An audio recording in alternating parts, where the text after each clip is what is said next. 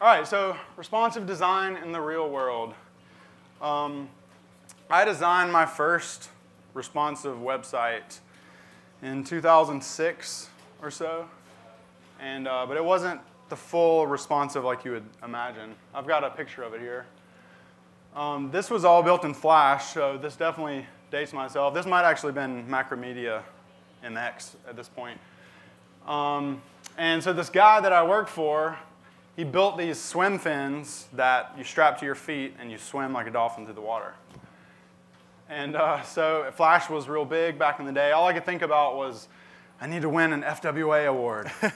I just wanted to win an FWA award so bad. That's all I could think about. And so I just built Flash websites, and that's what I did. So for a little fun, this is how this website looked back in 2005, 6, something like that. A little audio, possibly. I made that music in GarageBand myself. Lots of necessary motion and sound effects, vital to the user experience. I even had like a navigation stealth mode, because you gotta have that. Oh, did you see that? Did you see how it was responsive just now? Got a little bug, so we'll fix it with a little resize. So this is not necessarily what Ethan Marcotte had in mind when he wrote this article in 2010 about responsive web design. But these are, I just realized that I didn't have to look there. I've got a screen here. All right, good. This is not what Ethan Marcotte had in mind when he wrote this article. But it was something that I was thinking about, because at the time I was designing for this guy who were making these kind of crazy inventions, and I was kind of intimidated by him a little bit. And so I was designing on this 1920 by 1200 like giant Apple monitor, and he was reviewing all of my designs on his 1600 by 600 Sony Vaio. And so I needed all of my designs around this period had this look like an envelope, because they needed to look good on his computer. That was my main goal. So that was really my only goal. It was to make it look good on his computer and to win an FWA award. Those were my goals, essentially, and to provide for my family, to make sure I didn't get fired. Here's a picture of this crew back in the day. This is Ted holding the Lunaset, and this is me before I discovered hair product and that I could grow a little bit of facial hair. So my goals were to make him, not fire me, and to take care of my family. And this is us now, making a little bit different websites. My wife is here, so that's pretty exciting. But yeah, so those are my only goals, were to please him and to kind of not get fired. But even when I was making all these Flash websites, I was dealing with all of these challenges behind the software and the tools, and learning Flash and learning how to animate things, and then teaching myself action scripts. It was kind of like a challenging, just web design in general is challenging to get into, let alone all these crazy Flash things. And if you kind of fast forward now to today, we have the same kind of challenges coming up that have to do with all the tools that we use. If anybody was here to look for Steven's presentation, he kind of plowed through really quickly 3 different pretty new design tools, and all of them in their own right are pretty challenging to kind of learn the ins and outs of. And so all of these options that we have, Photoshop, Illustrator, Sketch, XD, and then throw in all the frameworks. Framer.js just came out with a new thing. It's which one should I learn? So it can be kind of daunting. But I think when you think about everything, responsive web design, these tools, they only sort of matter. It's not really that important. I know Dan Mall uses Photoshop, right? I like to use Illustrator for wireframing and Sketch for UI, and I'm doing a little bit of XD, but I feel none of these are the goal on their own, so they only sort of matter. And then, of course, we have all of our devices that we're designing for. This is kind of the classic Luke Wroblewski picture that I stole from him, gave him credit. But there's so much emphasis placed on mobile and tablet and desktop and all of the things that we need to design for. But again, it's even with responsive web design, these things only sort of matter.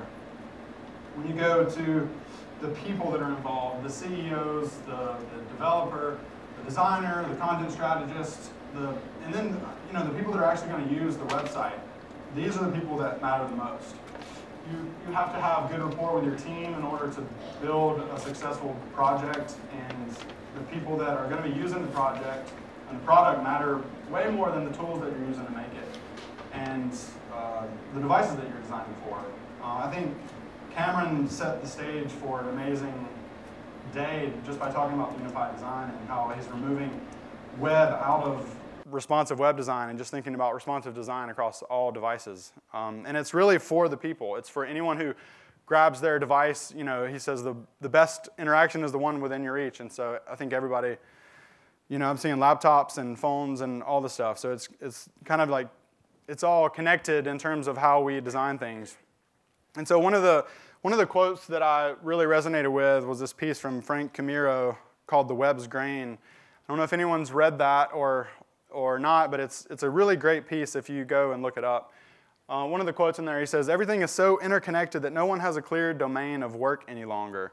The walls are gone, so we're left to learn how to collaborate in the spaces where things connect."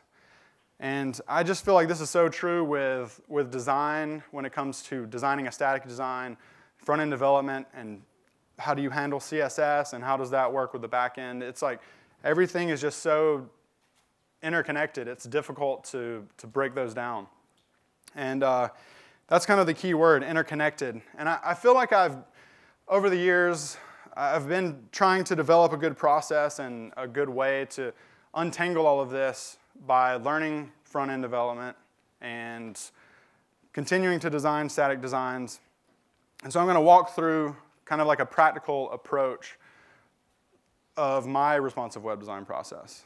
And this is not something that is going to be applicable for every single person because we're all different, we all work differently. But this is what works for me. And if you're searching for a process, then perhaps some of this can work for you as well. Before I dig into that, I'm going to tell you a quick story about my dad, the go-kart racer. So back in the 70s, my mom and dad used to race go-karts that looked like this. These things would go like 60 miles per hour on these like little tiny tracks. They're like tiny Formula One death traps, without the roll cage or anything like that. So they're like mixing these like nitrous oxide, like, just freaking like, just like crazy going around the track. And this was before I was born. My dad had this guy, his engine blew in front of him. So they're like going on the straightaway, and the guy's engine blew. You can see there's no like tire wheels. So he ramps up on the guy, and then he comes crashing down. My dad, this is my dad. He flies up. He comes crashing down on his like head and his shoulder. Something like this. This wasn't the exact picture, but Google Images was good to me, and I found this image. So I think every time he tells a story, it's like, it was 10 feet in the air. Oh, no, I flew up. It was 20 feet in the air. And I don't know exactly how high he could have flown up, but it was probably enough to do some damage. In fact, it did enough damage to where he shattered his shoulder. He had a concussion, broken ribs, broken collarbone, probably a few other things. And he actually flatlined at the track. Like the ambulance came out and they had to get the like defibrillators and like bring him back to life from this little go-kart accident. And he flatlined again on the way to I think it was on the way to the hospital, all before I was born. So needless to say, he made it through. But it was just, I've been thinking through this like mental model of UX and how it relates to the people that matter the most. And I've tried to come up with this model of, okay, my dad is this human being, much like all of us, and these are the parts that we're made of, and I've distilled this down a little bit, so it's not 100% accurate. So we have our skeleton, our muscles, our organs, and our appearance. And so why am I talking about this? How does this relate to UX design? So if you slide this over and we look at the skeleton of a human as kind of like the information architecture of what exists, of the thing that we're designing. And the muscles that hang within the skeleton are kind of like the content. and then the organs kind of breathe everything to life, and the appearance is the UI. And I try to kind of make this metaphor as kind of like a basis for my process, because I think the human body is like a really good representation of how like intimately connected like each little piece is. So a small injury to my dad's like face and shoulder, caused his entire like organ structure to shut down, and he flatlined. And so kind of the same thing, if we have some small thing that is broken within our user experience, it can kind of have this ripple effect throughout the whole thing. Say you try to like unsubscribe from someone's email newsletter, and you click the little button, and then it's like, please log in to manage your settings. And you're like, no, like that's broken, and that kind of like gives you this negative view on the entire process. And so I think this is a good representation for that. So I like to think of like each one of these things being like intimately connected with each other, and not really that separable even from the very beginning. So when everything kind of comes together, you have something that's working in a relatively understandable way. This is not an actual human. But we have to deal with real constraints when we're working with responsive web design. There's a lot of like ideas that I had and that I worked on when I was doing all these like horribly awesome Flash websites where the navigation's hiding and all these things. If you can think of it and you can hack around some really nasty action scripts, you can make things happen in a Flash website and even make it a little bit responsive. But we're dealing with HTML and CSS. Like there's a little bit of more of a constraint you have to work with. So I think you have to embrace those constraints and work with those real constraints. For example, here's a button, 8 lines of CSS. You could probably take out font family, maybe to define that somewhere else. That was not part of the presentation. If that means something important, please come tell me. So there's 8 lines of CSS for a simple button. Let's say you wanted to make a skewed button and you wanted to use all CSS. Well, you've just tripled the amount of CSS that you've added. And maybe there's an important reason to do this, and I'm not saying that you couldn't use like a pseudo element and there would be less CSS or whatever, but you've tripled your development effort if you opt to make a button like this. And so I think this is just a good representation too of how much you can complicate things by making certain decisions if you're not aware of the implications. And so you have to respect the constraints of the medium that you're working with. And you have to especially respect the flow of the website. Like the flow of HTML kind of goes, like you're reading a book, left to right, top to bottom, something like that. Unless you start floating things, and then it gets crazy. But you respect the flow. So if you have your left navigation over here and your top bar, it's naturally going to flow like this, not like that. So if you're designing something, you kind of keep that in mind. Now you can use these crazy column drop techniques, and I have coded that up, and I don't still know how it works. I just copied and pasted the code, and it was just like, how is this even working? You can do that, but it just makes it more complex. So the more you can understand the flow and the constraints, I feel like the better experience you can design overall. All right, so with all this information, let's get started with our designs. Where do we get started? All right, so this is kind of where I'll switch gears into my process a little bit. My first and I think most important piece of my process is just asking lots of questions and not assuming too much. I often tell clients that I work with that it's going to feel like we're not making a ton of progress in the first couple of weeks because I'm really just going to be asking you a ton of questions, doing a lot of research, and not getting started too quickly on execution, because I feel like the more you can absorb and get saturated with their problems, specifically if it's like very intensely industry related and you might not have much subject matter expertise, you just really need to ask questions and don't take their solutions or the problems that they've presented to you as the main problem. You kind of need to ask why over and over and try to get down into the core problem. And so I feel like I can probably borderline get annoying with clients. Like, I'm seriously going to be asking you lots of questions. And they're like, okay, but then they don't realize. So after that, and I used to have a SpongeBob drawing on that on that slide because I like to absorb all the stuff, but I took it out. It's really hard to draw SpongeBob in Keynote. The next thing I like to do is make lists. Lots of lists for user objectives. What do we want the site to do? Business goals. What are we trying to do? Why are we trying to do it? What are the features that we want to incorporate? Which ones are more important than others? I think that you can make so much progress with just simple ordered lists. Just put a number on there. Which one's number one? And if you can kind of get started asking clients and talking to teammates about what's most important, here's the top 3 things that are most important to our business, the top 3 things that are most important to our user experience, and the top 3 features that we are going to try to make that happen with. I think that you can get so much done with just some simple lists, whether it's in your Notes app or word processor of choice. So, and I try to, a lot of times it just really depends on who you're working with, but clients want to send you this crazy, here's a bunch of wireframes that I did, and some clients can do really good wireframes, but I feel like there's nothing like a good ordered list to fall back on. So make lists. Once I have all of my lists done and all my questions answered, and I've done some research, I like to get started on the UX design. And my personal tool of choice is Adobe Illustrator. I've been using Illustrator for probably since 2003. Maybe even a little bit before that when I was making illegal Napster CDs for my friends in high school.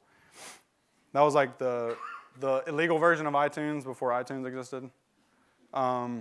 So first, I used to get started making these site maps where it's all right, homepage, everything kind of breaks out.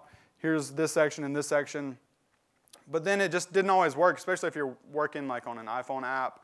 The idea of homepage versus all these different views, this model kind of breaks down. So I started kind of breaking this apart into what I like to call a content map. And I make lists of all the content that needs to exist, and I try to, this is like my digital sticky note. I don't love sticky notes because you just put them up and pull them off, and then by the end of the thing they're falling on the ground. I do love those magnetic notes that are in the little goodie bag. I just started using those, and it's amazing. You can just stick them on the wall and pull them off. If you haven't used it, you'll understand why I'm excited about those. But anyway, content map. These are some sample content maps. So this is I think this is for a recent iPhone app that I started working on. But I just like to start grouping things at a high level to see the relationship between different pieces, which ones might be duplicated. Are we saying that this thing also exists here and here? Just trying to get a very strategic high-level view of all of the content before we design anything. This is another one. They look a little bit different. Sometimes I run out of room and I have to kind of pull it down around. No big rhyme or reason why things are, exactly as they are. They all look a little bit different. Here's a quick little. I told you that I used Illustrator because it's what I'm the quickest in, and it's what I'm used to using. And this is actually real speed. I haven't sped any of this up. I don't know how long. Okay, all right. Once I get the content maps going, sometimes I'll write a little user story to help inform the flow, and just kind of, all right, we want this person to go from point A to point B, and these are the steps that they're going to take to get through it. Nothing too complicated or buzzword filled. I just like to, simply map it out a little bit before I get started on the designs. And I think I have a few of these in here. This is actually a user flow of an app that I built called AI UX. Since I like using Illustrator for UX so much, I made an entire course on it, and then also built a custom course app using the same process that I teach in the course. Very meta. So this is the flow for that actual course. A little bit more detail on kind of what happens. And it actually looks kind of complicated after I've designed it, but you're really just drawing a box and you're drawing a line, and then you're like, should it go this way or that way? And then after I have all of my content map created, all of my flows made, and I don't make flows for every single project. Sometimes it's a little more simple and I don't need to make a flow. But I do like to design mobile first. And after Cameron's talk, I think maybe this slide could be changed to smallish first. And it just sounds good to say smallish. So I like to go for a 320 by 568 view. That's like the iPhone SE or the old school iPhone 5. Most of the projects that I work on, if I check the analytics, there's really not that many devices that are smaller than this. I mean, there are some that get into the 270 range or the 280. And then the Apple Watch, like if your CSS is set up right and it's flexible, like it theoretically should work on an Apple Watch as well. But I'm not going to get too much into that. Smallish first, 320 by 568. And one of the reasons why I really love working mobile or smallish first is for this reason right here. I posted this dribble shot, I think it was like 2013. I was trying to make this Craigslist app because my wife and I had so many different things that we needed to sell. And if you've ever sold anything on Craigslist, it takes like 12 steps to go through, like location, not man-seeking woman. You just have to go through all these different steps. And I just wanted to be able to like take a picture of something and then post it to Craigslist immediately. And so I was like, I'm going to design an iPhone app that works with the keyboard showing. Every 12 step is going to be like condensed into like half a screen. And that was like the constraint I set for myself. It was not only was it mobile, it was also like the keyboard's got to be showing, and I don't want anything else. Like, everything needs to be done right there. And I kept racking my brain on this concept. And so I came up with this idea that, oh, maybe I can just like float these little tiny labels up because there's too many text fields to be contextually memorable if you've typed in something and there's not a label showing. And to my surprise, Chris Coyer or is it Coyer, I'm not sure, Brad Frost, and all these other guys started blogging about it, and all of a sudden my Twitter feed's blowing up, and I'm like, what in the world is going on here? And like a few months later, Google has integrated this into material design. Shopify is using it now on their checkout process, a variation of it. Envision, similar logo maybe, I don't know. They're using it on their login page. I just noticed that Slack is using this on their iPhone app for email and address, or password rather. And this idea, this simple idea of just showing a text label, it all came from a mobile-first constraint. And more than that, it was a very tiny half-screen constraint. And that, more than anything, has just kind of led me to really embrace mobile design just from the very beginning of any project. So even if I'm working on a big, complex commercial transportation logistics app where they say, oh, well, everybody's going to do this from their laptop. Nobody's going to create a request order to ship 50,000 drill bits to Home Depot from Nebraska to Iowa from their phone. But they might if it's easy enough. Like Cameron talked about in his first talk, you know, a lot of times if it's easy enough on your phone, like you'll do it from your phone because like, well, let me just do that real quick. I'm still surprised at like when you pull up photos in your photo app, like editing video on your phone. Like who would have ever thought that you could edit video on your phone? But somehow if you go to edit and you're like, you pull those little things and you trim the clip, like it's really easy to do that. And I'm sure someone at some point said, oh, you can't do video editing on the phone, but you actually can, and it works really well. So I feel like if you force yourself to work on the smallest constraint first, it will make your desktop app more better. It'll make it cleaner. It'll be less bloated. And so here's just a quick mobile navigation that I was trying to work through on this wireframe. You can see that there's a tablet over there, and I'm trying to design mobile first and then kind of gradually expand. And I like to do this for each little component. I don't like to often like design the full screen mobile and then later think about tablet and desktop. I like to think of all this together. So a lot of times I'll just lay things out like this and think about how the navigation could work on a mobile screen versus these screens. And just like in my old like Flash days where I would tween objects across the screen with key points, that's kind of like the same idea that I have. Like I see these as like key points, and then there's going to be some type of animation that's happening in between them.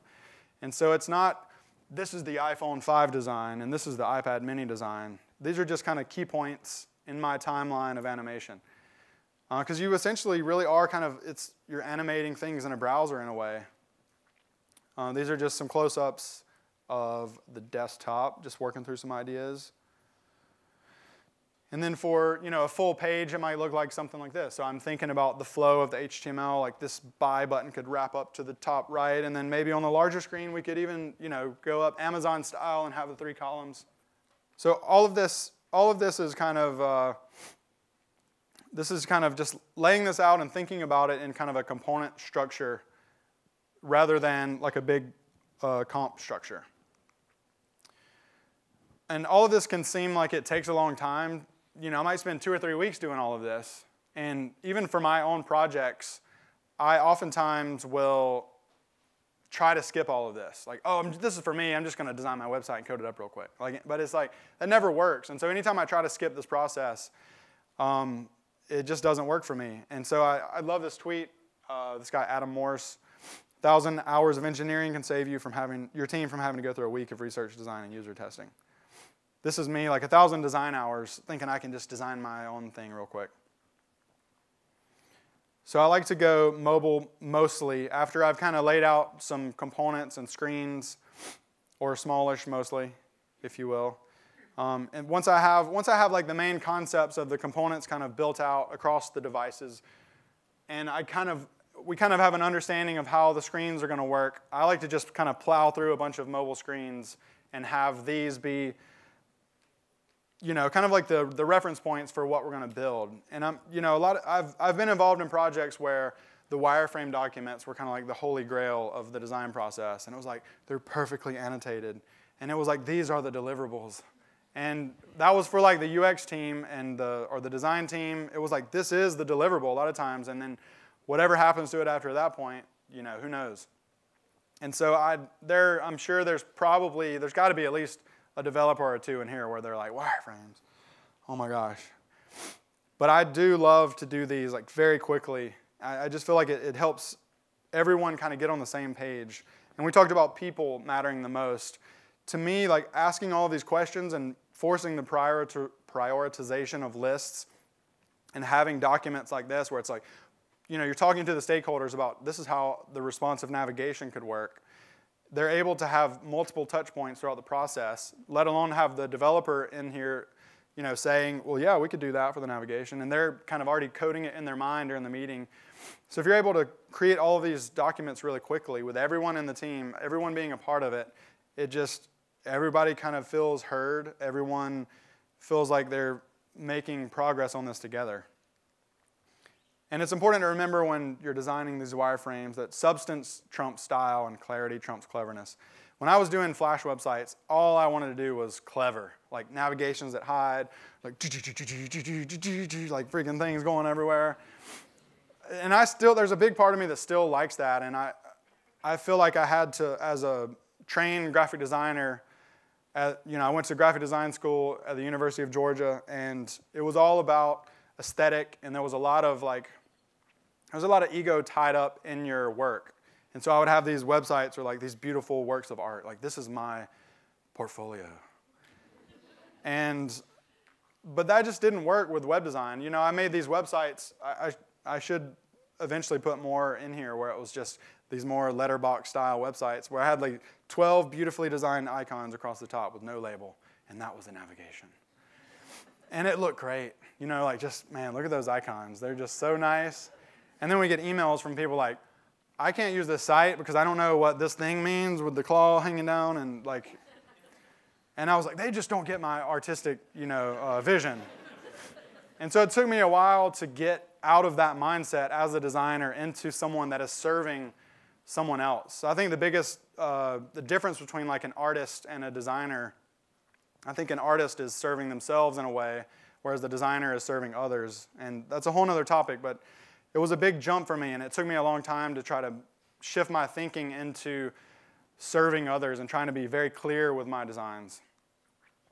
Oh, and man, this is one of my favorite things. Has anyone ever heard of the BJ Fogg behavior model? One person? All right.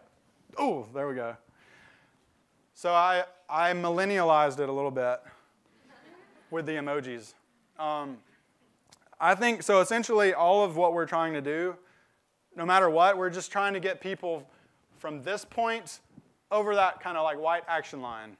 And so down here we've got ability. This is kind of like the friction, or how easy it is to fill out a form, how easy it is to find something, do anything. You know, how easy it is to unsubscribe from a newsletter. So the harder it is, you know, the more pain face emoji you are.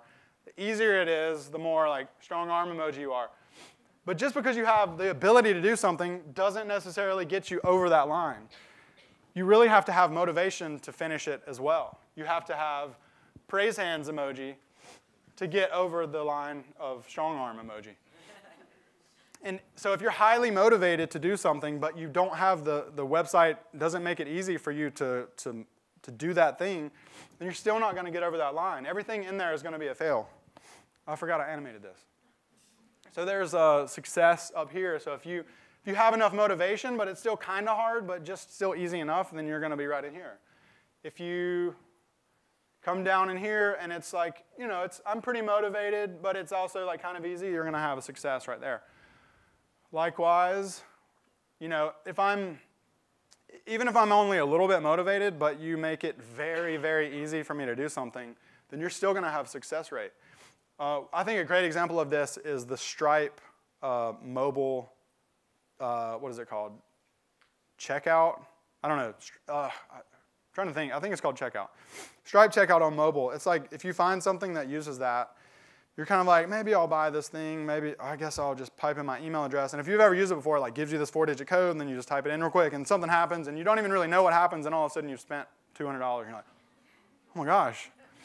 Like they make it so easy for you to do that, even if you weren't that motivated. And so I think that's a good picture of that. When you're designing a form, a feature, or anything, I think this is such a great model. Like just search for Fogg behavior model and kind of plot where your design falls within this graph. I just think it's such a you can apply this to any kind of like psychology behavior. It wasn't necessarily only intended for UX design. Here's all the wireframes I designed for AI UX. These are like the course wireframes that I designed. That's kind of random. Okay, I'm guessing I'm going to switch to UI design now. I use Sketch for UI and sometimes Adobe XD. Like Steven, I've been involved in the advisory board for XD, and I think it's a great tool. Still not, you know, quite ready for me to invest all of my time in the design yet, but it's worth checking out. So for me, at the beginning of all of my UX designs, if I have this certain process that I go through, I feel like this is the best depiction of my like UI design process. It's kind of like chaotic, and I have these ideas, and you kind of like go through this process of like, oh, maybe this could be my navigation design, and then you circle back through and you have all these ideas until you can have some type of order, but you're never quite going to have it fully together. You'll have the stragglers out there. Okay, I stole this from Dan Mall, and I renamed it. He calls them element collages, but since I already had content maps for my UX side, I needed like another map for my UI map. So instead of designing the entire thing, I like to design like a little piece of it. I'm from Georgia, so that's the reference, if anybody missed that. So like here's maybe like a navigation design on different screens. Here's kind of a classic Dan Mall element collage, or a UI map, if you want to call it that. It also helps my clients if I can design, or if I can speak to them in a similar language about like, oh, these are the content maps, and then we're going to work on the UI maps. Kind of like a plotting out of like where we're headed. These are some more. This is another website called Martin's Marine. This was a yacht builder based out of Singapore. Very random. Another UI map.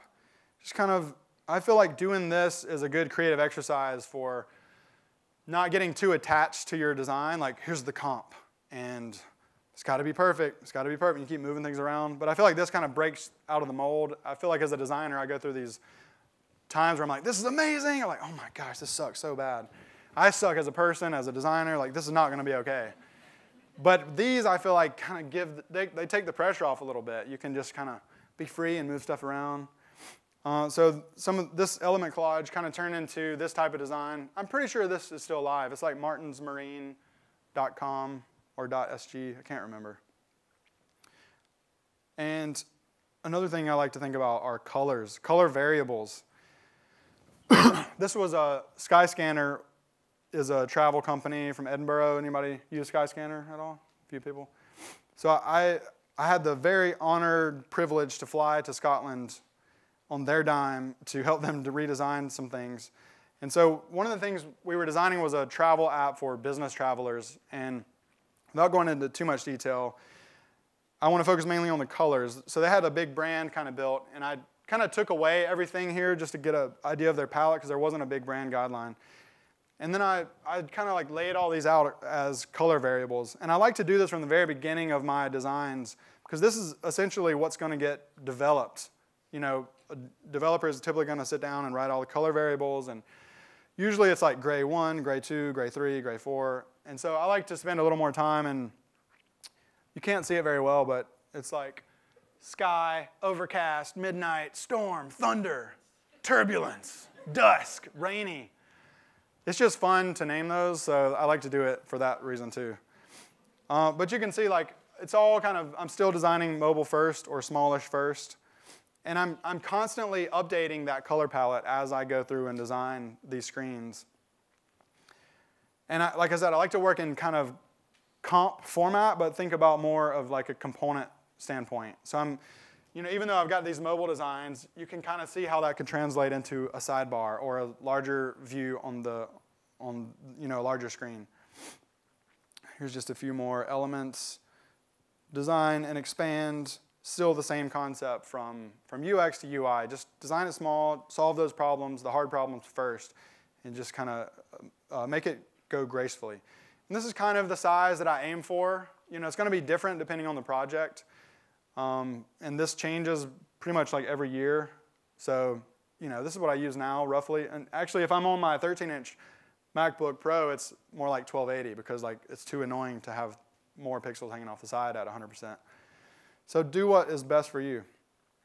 These are just some more examples of components that if you design in components, you can see, okay, well, this is a mobile size, this is a medium size. These are kind of how things are going to flow.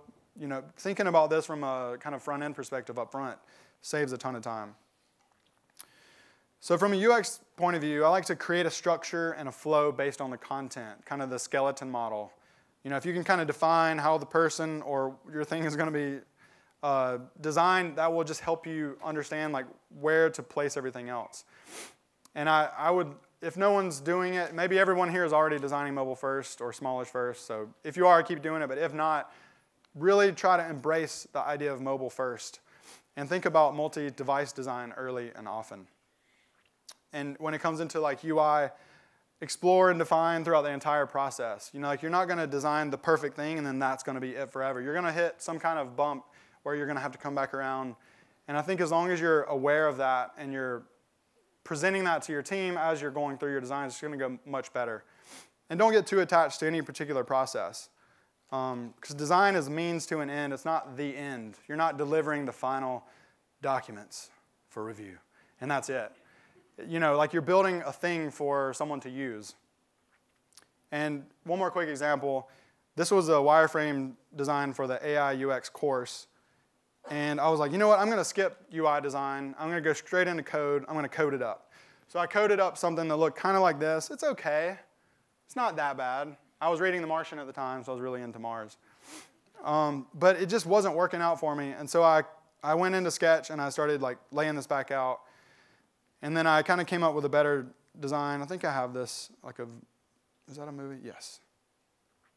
So this would have never happened if, like I did wireframes, and then I went to code, and then I went back into UI design, and then I went back into code. And I just feel like the end result is so much better. And I'm running out of time. I just ran out of time. It's all important. Connect it together. And if you can remember to do this, work as a team, there we go. This is what's going to happen for you. Boom. All right. Thank you very much.